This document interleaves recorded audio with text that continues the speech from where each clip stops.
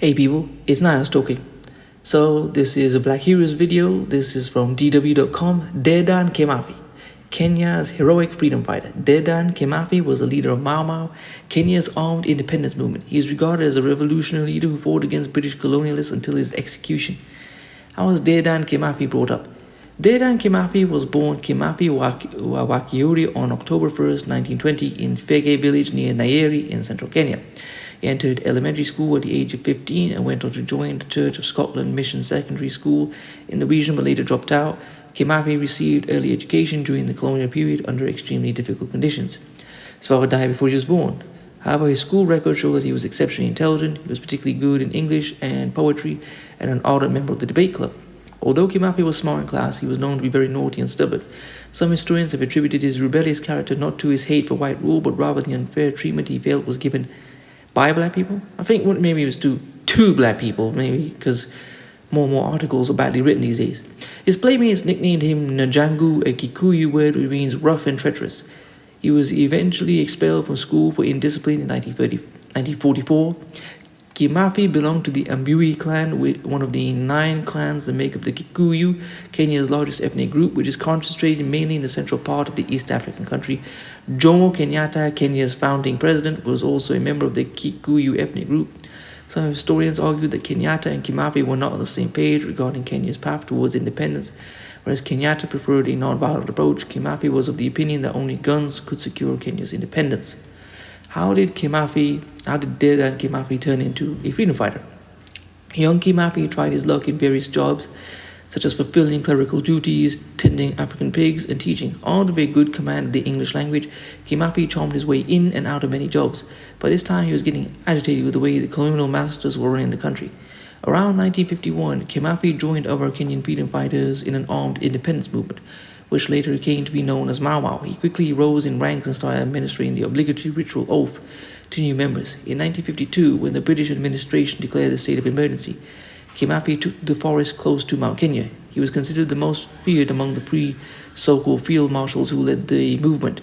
As part of a unit named the Kenya Defense Council, he set about organizing armed attacks against the British colonial government. What is the story behind Mau Mau? Mau Mau was a movement founded with the purpose of removing white settlers who had taken up land previously owned by Kenyans. Initially, Mau Mau fighters were mainly Kikuyu, whose territory was preferred by white settlers, but later Meru, Embu, Kamba, and other ethnic groups joined in the struggle. It is uncertain where the term Mau Mau originated from. Some say it was coined as an anagram of the Kikuyu word Uma, which means go.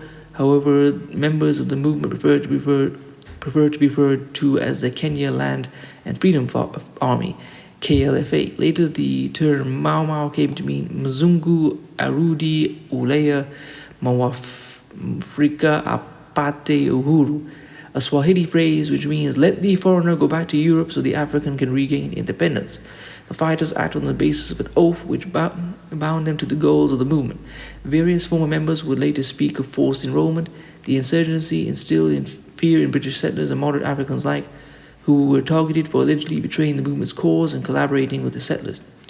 How many people died during the Mau Mau uprising? Official records at the Kenya archive show that more than 10,000 Kenyans were killed by the British colonial security forces and nearly 50,000 were detained after the colonial administration declared the state of emergency in October 1952. The British colonial government also carried out 1,090 executions, making it the largest wartime use of capital punishment by the British Empire. On the other hand, several hundred people, most of them Kenyans, were allegedly killed by the Mau Mau fighters. How did Dedan Kimathi die and where was he buried? On October 21st, 1956, the self-styled Field Marshal Dedan Kimathi was captured following a manhunt led by Ian Henderson, a British intelligence officer. By the time of his capture, a bounty had been placed on Kimathi. It was, however, not Henderson who first caught him. He was captured after having been wounded by gunshots from 2 home guards belonging to a self-defense militia of his own Kikuyu ethnic group. So his own people betrayed him. This is a common thing throughout black history. Black people tend to assist in the destruction of black freedom fighters. Kimathi was quickly put on trial and finally executed on February 18, 1857. The colonialists then dumped his body in an unmarked grave at Kimathi maximum security prison, presumably to stop Kenyans from turning the grave into a shrine.